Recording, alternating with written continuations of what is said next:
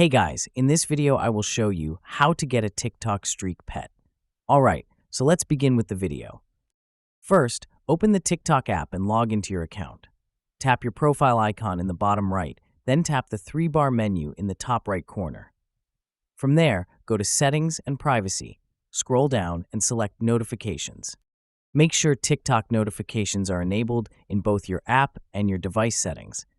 After that, go to In-App Notifications and scroll until you see the toggle for streaks and switch it on.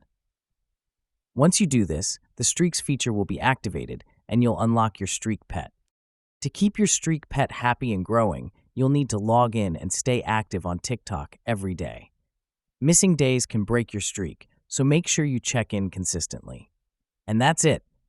So that's basically how you can get a TikTok streak pet. So that's all for this video. Consider subscribing if you find it helpful, and I'll catch you in the next one. Thanks.